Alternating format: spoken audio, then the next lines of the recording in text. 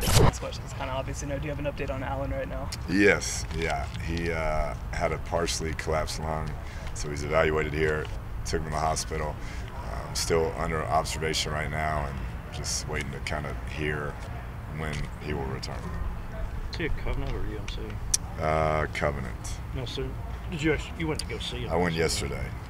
Yeah, he's in good spirits. I think, you know, it's a new, I've never had one that's had it, a new kind of experience for all of us, but he's doing better, and he was up and alert and seemed to be in a good mood. Do you know if it was the right lung or the left lung, since both guys crossed? Yeah, I actually don't. I don't. Was it broken ribs too?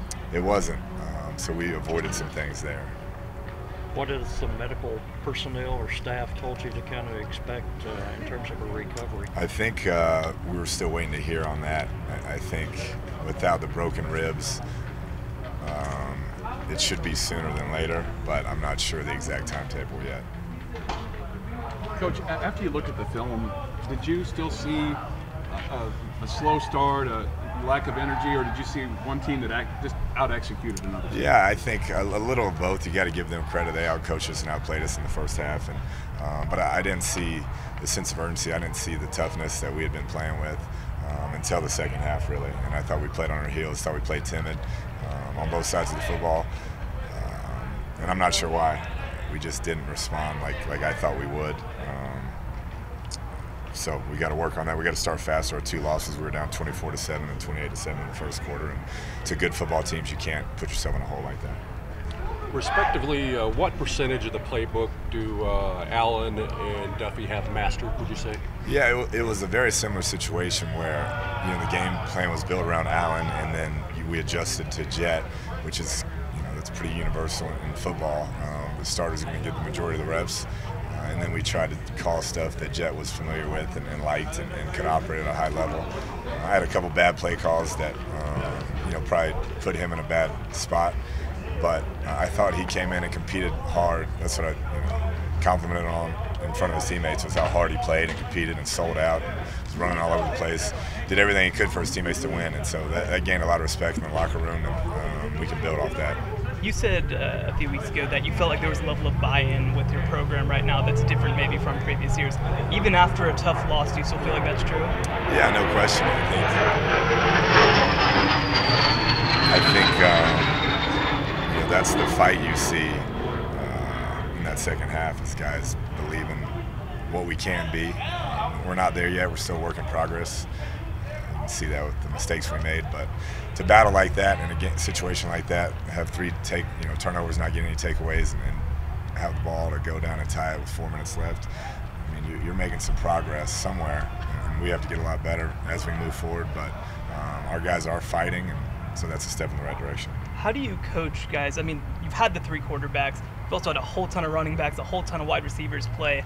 How do you coach guys to be able to adjust to guys who have different skill sets? Yeah, that's been tough.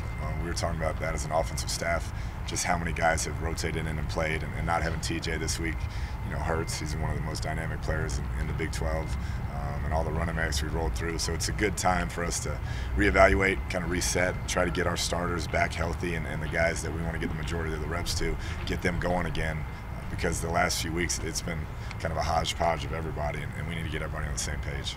So Kliff, you've obviously expressed confidence in all three quarterbacks, but to lose a starter twice in the first 5 games, have you kind of been snake bit a little bit? But in terms of continuity?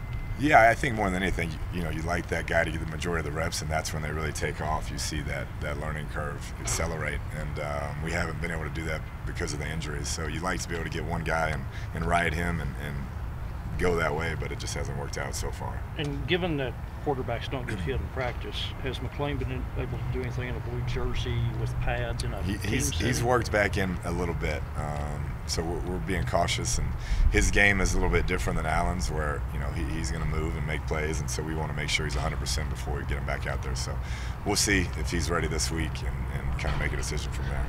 Since TJ was out there in pads yesterday, is that not to say minor diminish it, but is he close to being back? We expect him to be back. We didn't want to risk it. We don't want to put him in harm's way. maybe could have gone but didn't feel 100%. So we decided to get through the game and get to the bye week so he can come back 100%. Coach, with regard to finishing, Dakota talked about how you guys had an emphasis on finishing, but now probably need an emphasis on starting. And so, great point. How do you do that? Is that something you work on this bye week? Yeah. We definitely addressed it and talked about it, and we got to get better. We got to come out with more energy and not play so timid and on our heels and kind of.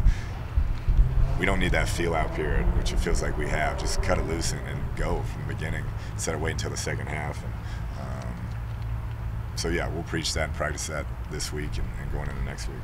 How do you feel your defense has performed through the first 5 weeks of the season?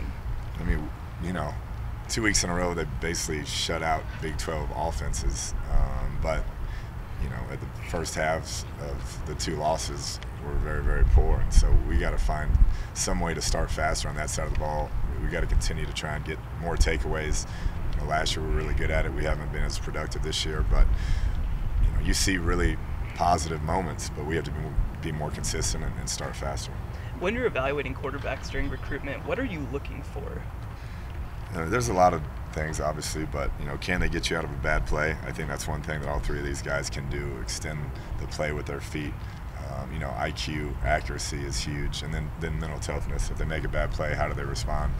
And for all 3 guys we have, that's one of their strong points, and so it makes it fun to coach those type guys. You talked about playing timid to start the game, and particularly on defense. Do you think that's just a fear of making mistakes? I mean, is that part of it? We'll see.